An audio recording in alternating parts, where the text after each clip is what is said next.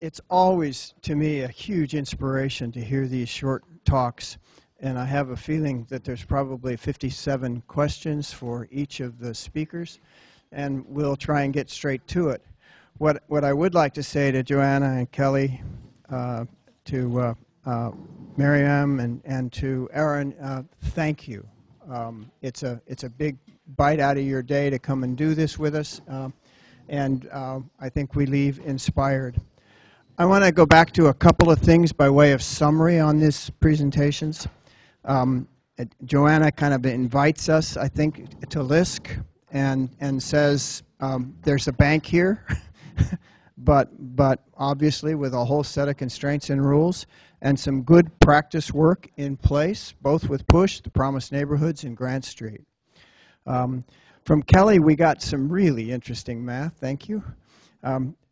My father used to teach driver's training. If you want to be a high school kid and your dad's teaching in the high school and he's teaching the other kids to drive, he also ran a kind of course piece, which was, so you want a car.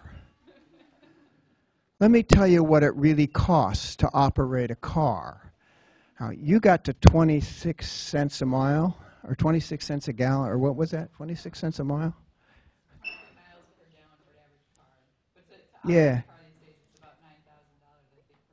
Yeah, so let's do the cost of gas versus the cost of the car versus the maintenance on the car. This is my dad's lecture. Versus the depreciation on the car versus the investment you put in insurance on the car. You go down all of that, and the state tells me when I drive my car to Albany and back and I put the mileage in, I get 56 cents a mile because that's what it costs to do it. Now, when you use 56 cents a mile instead of the number you gave us, which was, what was it? You got down to a smaller number, I think it was. Yeah. You get hundreds of millions of dollars in our district. So the notion that we don't have the money is the question you were raising. You were right with a low number. And my father's high school lecture just kept pounding home to me and said, wow, there's a lot more money on the table than that. But it's a terrific piece of math that we should all do from time to time when we think about what we invest in the automobile, what we might invest in public transportation, and what we say to folks who say there's no money. Because it's surely there because we're spending it.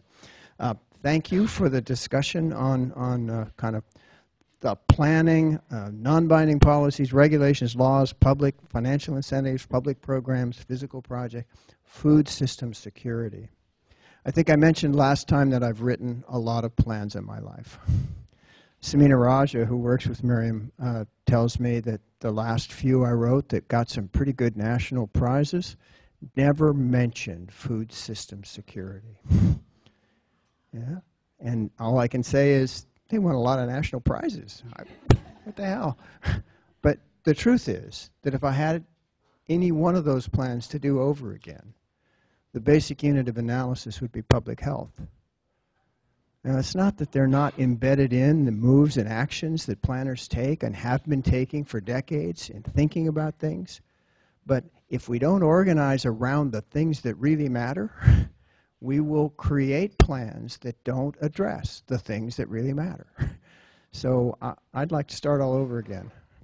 What the hell? I'm young, right? We can do this. It's the last thing is, Aaron, again, thank you very much. What an inspiration.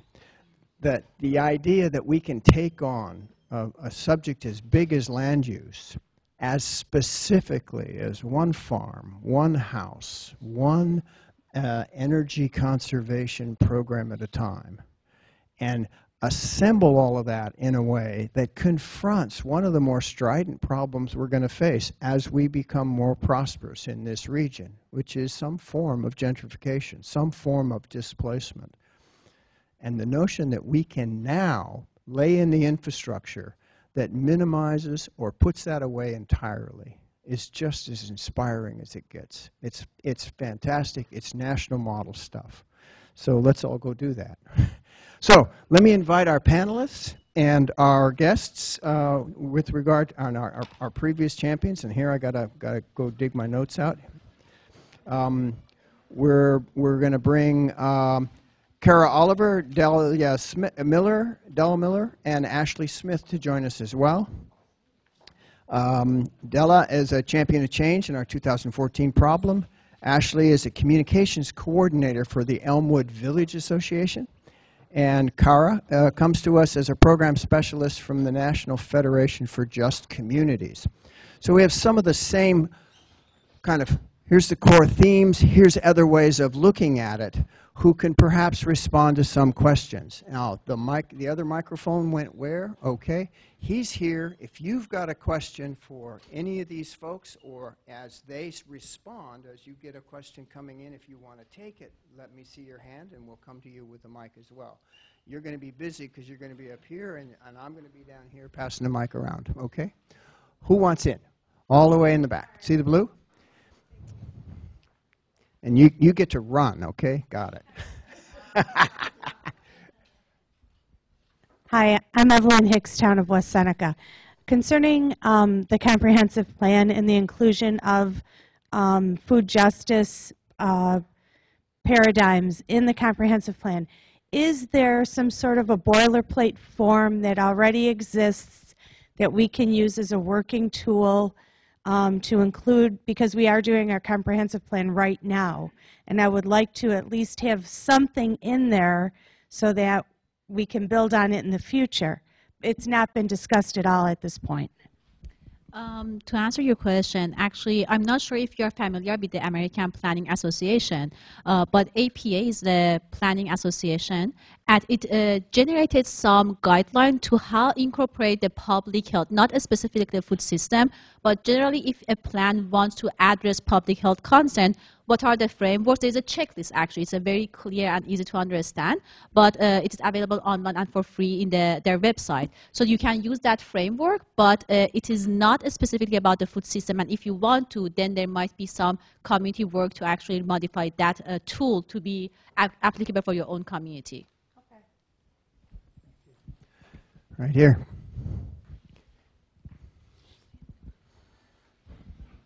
Hi, my name is John Rath. I live in Lancaster. I think all the programs that were described are just fantastic, and I congratulate everybody. One thing, though, that I see as an overriding theme is that each of the programs relies pretty heavily on government or municipal assistance. Without at least a kickstart from those, a lot of your programs might not have made it.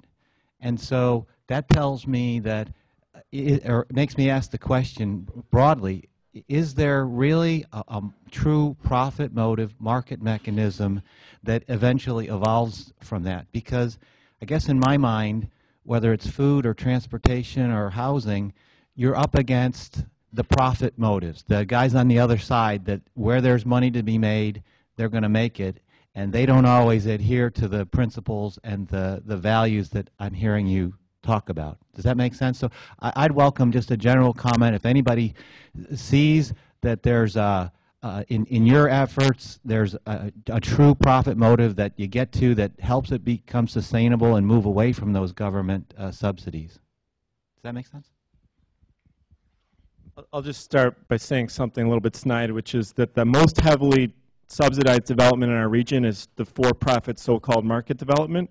Any development you look at downtown Buffalo is heavily, heavily subsidized, whether it's ECIDA, Buffalo Billion, public money, some of which I'm on boards that helps to give out. But I think that myth of market real estate needs to be exploded because it's just not how things work around here. At the same time, I think you ask a good question, and yes, nonprofits absolutely can do things that compete in markets. So I'll just give you one example right now. With Push, we started a landscaping company that did the green infrastructure work on vacant lots to make sure that they were absorbing more water so it didn't push the sewage into the lakes. We are now, competing in that market to provide landscaping services to the public sector and private sector because we've learned how to do that work and we were at the forefront of it. So within sectors, also weatherization, a lot of nonprofits are right there. In fact, the biggest weatherization provider in the region is not pushed. It's called New Buffalo Impact, and they're also a nonprofit. So there are plenty of nonprofits who do provide market services.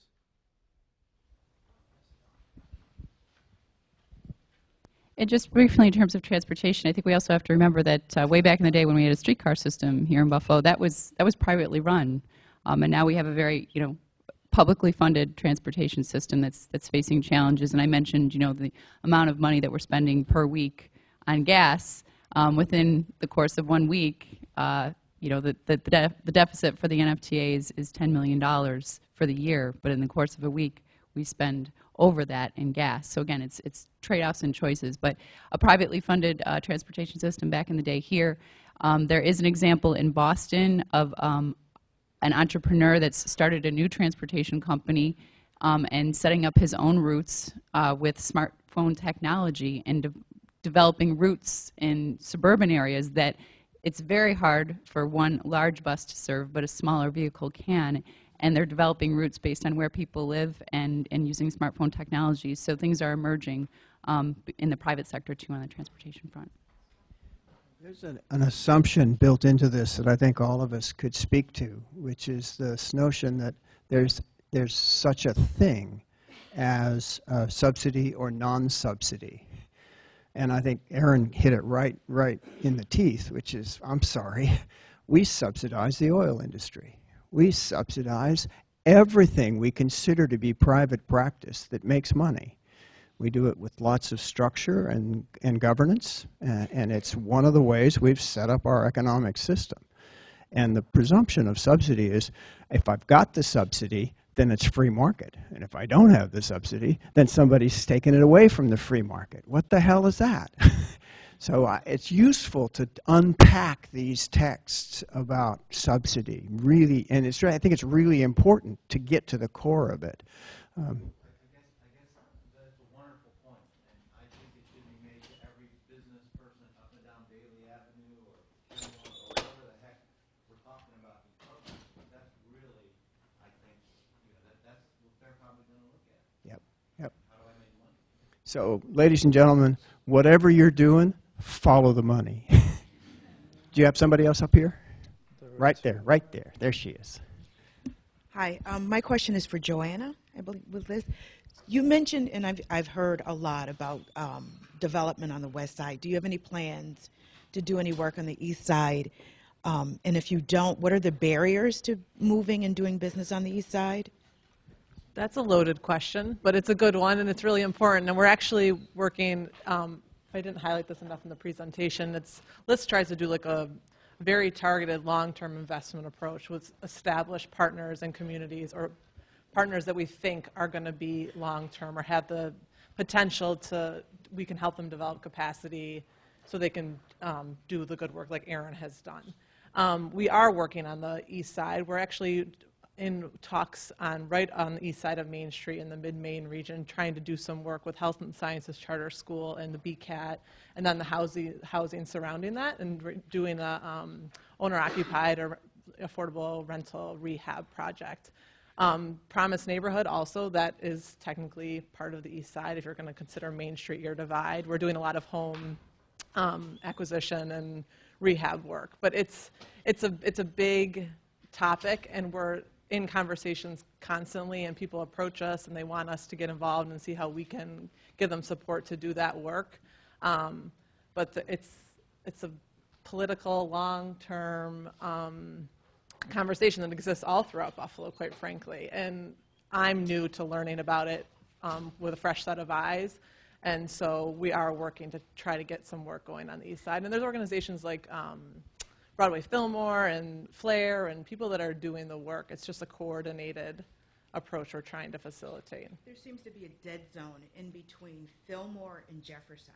So you have some development between Main Street, which won't really cross Jefferson. There was like a block by block, and they got money to do that. They did it 1 year, and then from the city, and then it disappeared. Yeah, of course. Yeah. So I hear Bailey and maybe Fillmore, but there's just a huge dead zone. Totally. In between Michigan and maybe Humboldt to Fillmore. Yeah. There's nothing. Yeah. And every time I go to a talk or something, there's no mention. So it's Lit's job. We're, like I said, a national organization, and we have an office in Buffalo, and we work with people that are in organizations that are in communities to get that work done. So it's working to foster organizations and how we can support them to get that work. So we'd be open to conversations, or if you have any ideas and so we should talk. Okay. Yeah, absolutely. I will call you. You're in trouble now. There's again, underneath the question, it's exactly the right question, is a large city and a large area of underinvested.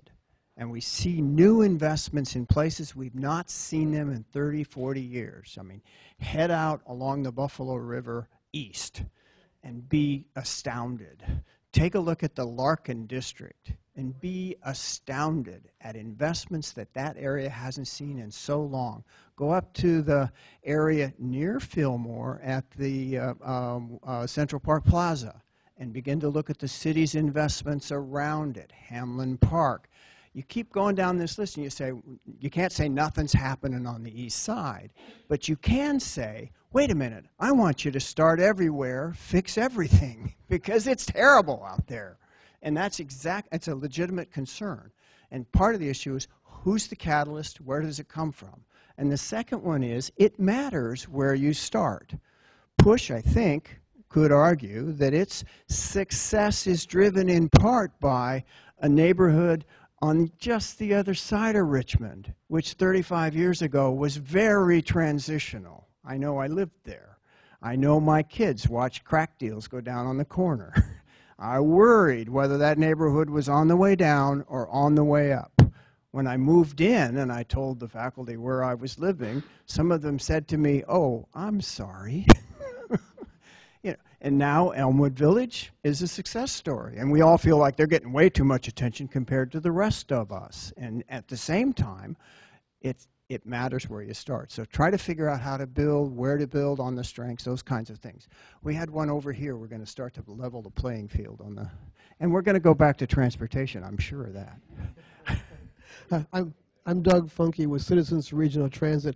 Just a comment, really. The issue of the cost of a car, $9,000, but it doesn't count the other costs associated with the car, all the roads that have to be maintained. I mean, the One Region Forward work really lays that out real well. And the one chart that struck me, and I use a similar chart on the presentations I make, are the parking lots that you show there. All those parking lots, and what is the cost of all of that parking? And I'm really curious, how much of that is publicly owned parking that's nonprofit, part of B cars and so forth, doesn't pay taxes, just let alone the pollution associated. I mean, we pay for all that. When you compare that to transit's a pretty good benefit, cost benefit for everybody. But I guess I'm curious on that parking. How much of that is nonprofit, publicly owned parking that we all pay for? Percentage-wise, I can't give you an exact figure, and I should have pointed it out on the map. There was sort of a different color with the darker color and the lighter color orange to differentiate between the public and privately owned lots. But the other thing to mention, too, is that, so it's a parking lot. There's not a building structure on there generating more tax revenue. So, that's also revenue that's not being generated. So I'd have to dig that information up for you, but an ample amount of public money going into parking in our central business district and elsewhere in the community. I'm particularly interested in the idea of new transportation models, and I was just curious as to whether or not New York State regulations or federal regulations under which NFTA is subsidized actually prevent the development of new innovative transportation models within, let's say, the city of Buffalo for entrepreneurs? I wouldn't say prevent. If anyone wants to start up a new company, there are some kind of New York State safety regulations that they have to meet, and typically they also have to receive what's called operating authority. So if you want to start up a new company and offer service, notification has to go out to existing transportation providers that someone new is entering the business. So there's notification out to those existing providers, and that you too are also meeting the same requirements that they are regulated under. And so when we had Lyft try to enter our market, which was the Lyft and Uber are the sort of new ride share organizations in our new sharing economy tried to enter the market here. The concern was, well, they're not really on a level playing field in terms of the regulations that the taxi companies have to meet, and that's not necessarily fair. You know, I don't think the fight is over. Uber and Lyft aren't going away, and so that fight will certainly play out. But with technology going where it is, I think you'll start to see some emerging, you know, ways to get around ride sharing, car sharing, particularly as this sharing economy just keeps exploding in different ways that I can't even imagine. Are there any federal efforts, in other words, recognizing that innovation is going to be needed, to what extent is the NFTA able to utilize its position as a subsidized agency to help create some of those innovations? In other words, to not simply seek to regenerate itself, but to look at how new types of transportation systems might evolve that it could actually support. I mean, I say that because I ride on a 7 bus that carries 2 people for about 3 hours every morning, and it's a 55-person bus. And that's a very good point. So there are cases where the NFTA is, in a sense, trying to right-size the system. So you've got a large bus that maybe doesn't have to go out and pick up a smaller amount of people. The organization, you know, I don't want to speak for them, but they are challenged in terms of some of the union negotiations that they have to go through. If they want to change a particular route, that also has to be negotiated through the union. And going from a large bus to a smaller bus is a different pay grade for drivers. So there's a lot of negotiation on that side, so it's not quite as simple, unfortunately, to switch from a 55-passenger bus down to one of the smaller, more efficient buses, even though it seems from a sustainability standpoint the right thing to do. But you know, it's not just kind of taking advantage of the emerging technologies, but addressing some of these labor issues. That it's not exclusively, you know, the NFTA only. A lot of the transportation authorities are experiencing that across the United States. But again, as a community, I think that's an important discussion that we have to weigh. Jobs are important. People want to take care of their families, but we also have to make a system that works right for everybody and can sustain over the long haul. This is a terrific family of questions. Let's go right up here, sir. Right up here. Yeah. Hang on just a second. Let me just make a point, because I think what's happened here is really important for you all. Hang on just a minute. The dynamic of an observation like that is, look at the bureaucracy, look at the systems we've put in place to manage the public good, and then see what they no longer allow us to do. It's a terrific line of questioning. And what I'm going to say to you is, we can just imagine that's just stupid and it should go away. Or we can back into, why did those things get constructed in the first place?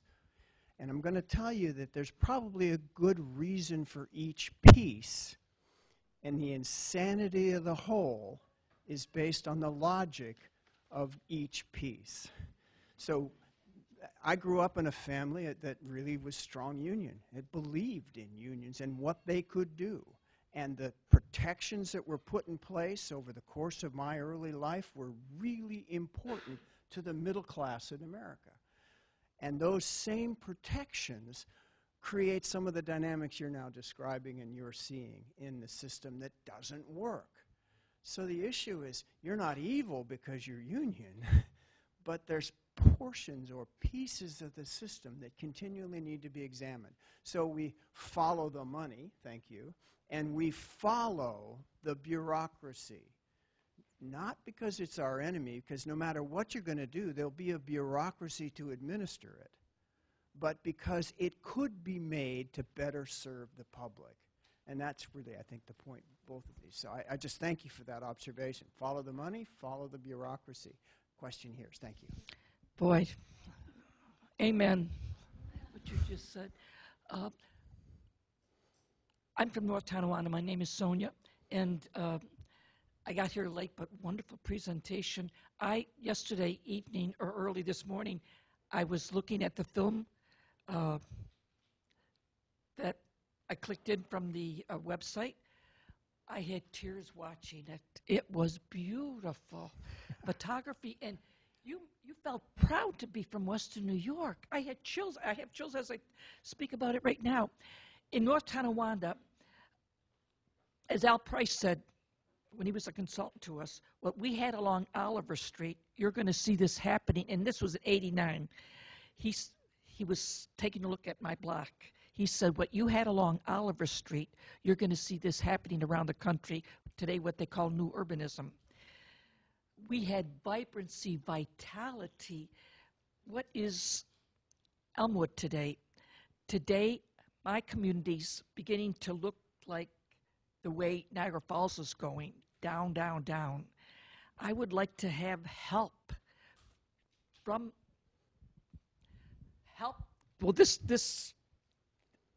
this program itself is help.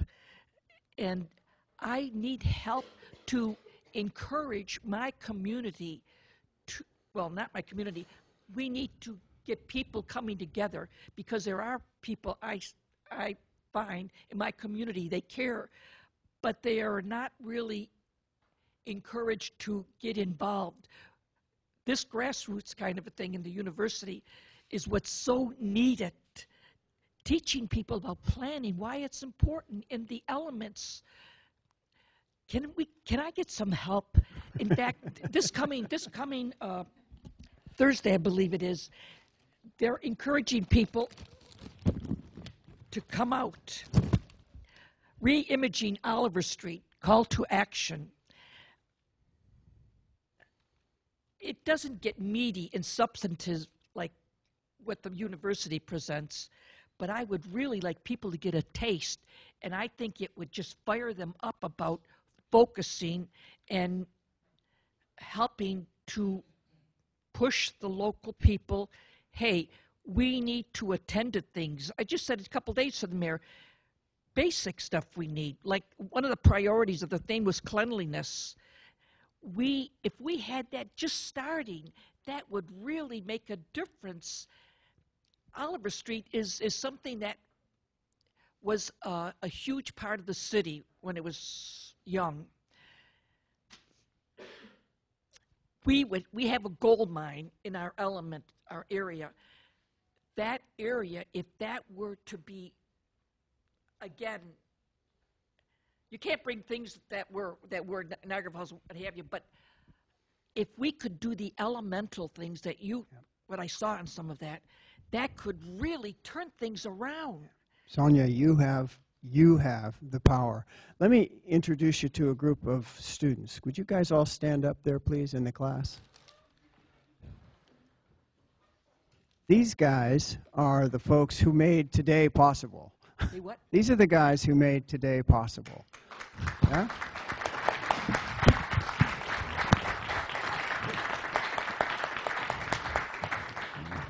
And they're students in architecture and planning, and they believe in what you can do powerfully by yourself on your own. This young woman has been active in that. You want to tell us about your Champions of Change program? Yes, thank you.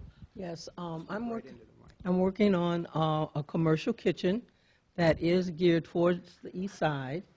Due to the fact that there are about 4 or 5 commercial kitchens on the west side.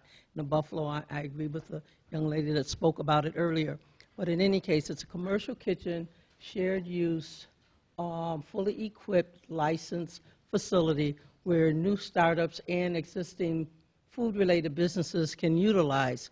The main thing about the commercial kitchen is that it will be a shared overhead cost, because that's one of the things that are hindering our commercial kitchens or people that are into food from starting their own business because of the high overhead costs. So this shared facility would be excellent for the community. We have a lot of food restaurants and other food-related businesses in Buffalo, and we have some that we haven't tried because they haven't had the opportunity to start a business.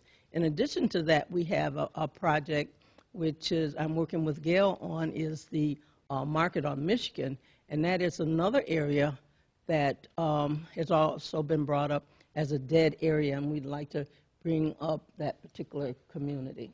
So we're creating jobs, we're creating businesses to give back into the community. That's what, as a champion, I'm working on right now. Right. We have a question over here in the corner.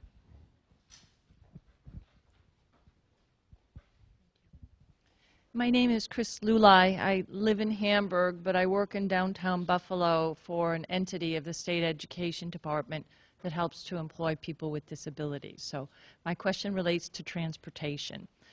Governor Cuomo established an Employment First Commission that is intended to increase the employment rate of people with disabilities. Nationwide, 1 out of 10 of us working age have a disability. So with your expansion of transportation, I'm interested in the accessible features of that for folks with mobility impairments. That is one of the greatest barriers to helping folks with disabilities get to work, because they have to get to work. When I joined the Metropolitan Planning Organization about 4 years, the first task was the Human Services Transportation Plan for Erie and Niagara County. So a specific plan targeting the transportation needs for individuals with disabilities, older adults, and low-income individuals. And there were 3 funding sources tied to that plan when I started to help identify the needs in the plan, and then funding sources to create projects and programs to address those needs. It's unfortunate that now we're down to 1 when I'm working to update the plan going forward into 2015. The New Freedom Program, I don't know if you're familiar with this program, has been combined with another grant program that's called Section 5310. An administrative title, but I highlight it because a new round of funding is coming out for our region probably within the next couple weeks. We're a little behind the times because with the federal transportation legislation changing and those 3 programs now combining to 1, they had to massage it. They also wanted to make the application available online. 3 years of funding, it's going to be over $1 million. Not exclusively for individuals with disabilities, but that's a portion of it, to purchase vans for the organizations that do serve older adults and individuals with disabilities in the region, but also for operating assistance. So Hearts and Hands is an organization in our region that does a volunteer transportation program for older adults and individuals with disabilities. So the funding is never enough, I will say that. In terms of writing our system going forward, I think, getting back to those performance metrics and making it more user-friendly for everyone. Our paratransit system that the NFTA operates, unfortunately, transit authorities don't receive any additional money to provide that service. And so that's why, you see it restricted within probably like 3/4 of a mile of an existing route. But again, when the transportation authority is challenged and it has to cut routes, it's cutting that maybe fixed route, but in turn that affects the people who are on paratransit who need that service. So we're looking at different opportunities. There are more taxi companies that are investing in wheelchair accessible transportation. Heritage Centers is a great organization that has really worked well to take advantage of programs and train individuals with disabilities that can ride the public transportation system to meet in one place. They have a great work program, so everybody meets in one place in the morning, and then they're on a van to go to various work sites throughout. So again, multimodal, taking advantage of different parts of transportation and match it up. But I'd like to talk to you more after the fact if you have additional questions, and maybe talk about some funding sources that might assist you. Thank you, Kelly. I also have a transportation question. How do you get service returned to, how do you get transportation returned to an area that lost it? Michigan Street used to have a bus there. Now we have all of this development on Michigan, but now there's no public transportation for Michigan Avenue. So how do you get a bus system returned to Michigan Avenue?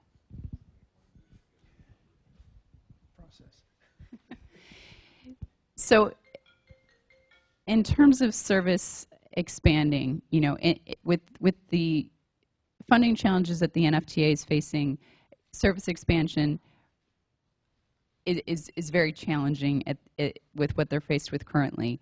But I think we also continue to have a mindset that, you know, it has to be the NFTA. The NFTA has to do it. They're, you know, the only game in town, and they really have been for a long time. But that's not to say that other opportunities aren't available for new types of transportation and privately funded transportation options going forward. And I think as a community, that's something that we really have to examine, that what other modes, it may not be the big bus, as the gentleman before had mentioned, that is the right type of vehicle to serve the needs of some of our communities and some that are less dense.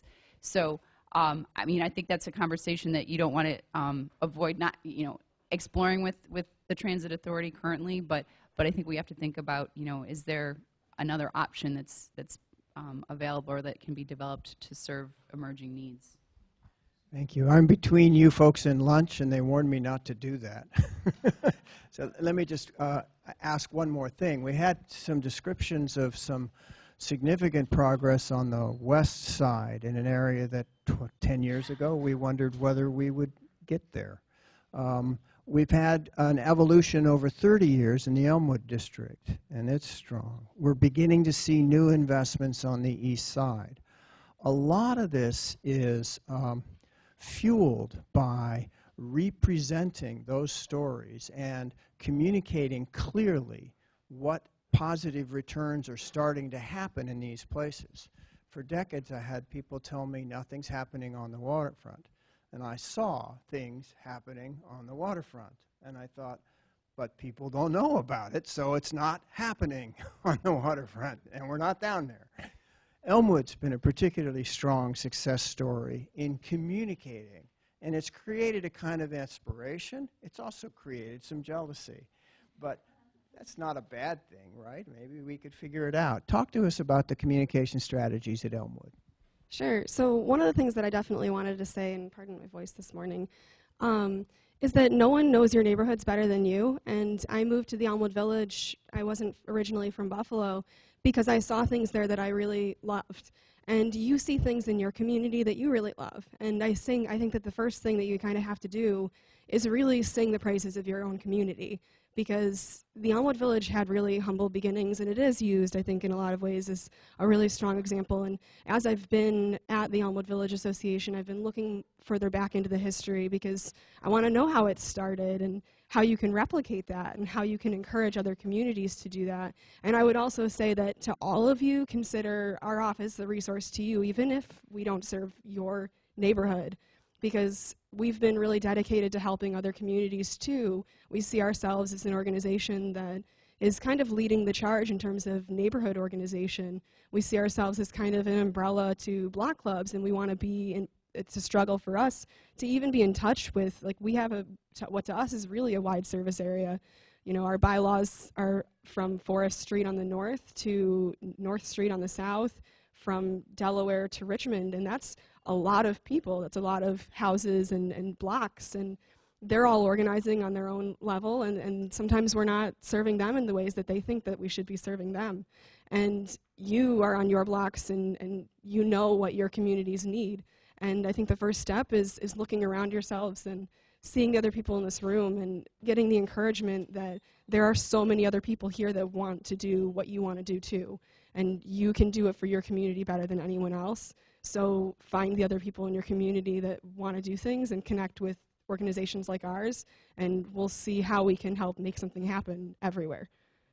Thank you. Ladies and gentlemen, I'm going to give you just a few pearls of wisdom, the very few I have left. One is in your activities that there are no victims. Just take that as a thought for a minute. There's no victims. Nobody can make you do stuff. You got to do it. And if you adopt that strategy, I'm not going to be a victim, then you just head out. That's what our Champions of Change have been doing in the class of 2014. could each say, how come they haven't done it for me? And then now they're out there doing it for and with their community. And I think that's the spirit of the community planning school. Don't accept a victim status. Go right into the teeth of it. And the second thing is that the folks that you think should euphemistically get off their duff and do it for you are the people you want as an ally. You don't start an ally relationship by declaring them the enemy.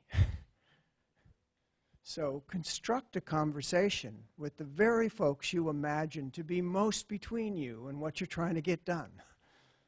And I know it's frustrating. There's nothing easy about it. There's lots of inertia, bureaucratic and money and otherwise, but just get on with it. Just get on with it. And the last thing I'm going to encourage you to do is maintain that social relationship while you do it. The moment it's an enemy, you're going to spend more energy in an enemy relationship than you are in a relationship constructed to do good work. And if there's a bottom line to the community planning school and all of One Region Forward, it's that there's no enemies out there. They're just people trying to get by the best way they can. Can we not go to work there? Now, one caveat. Every now and then there's something really evil out there. Organize the constituency to crush it. But don't start with the assumption of enemy, and never, ever, ever take the first no, because then you're a victim. Aw shucks. And try hard not to even get the first no. Gee, what do you think? Maybe, couldn't we possibly? Oh, you don't think so? Why not? Well, here's a way to solve that. And slowly, you'll get the inertia past. And you'll build the push. You'll support with LISC. You'll establish the Food Policy Council every municipality warrants. You'll build your own transportation system assets.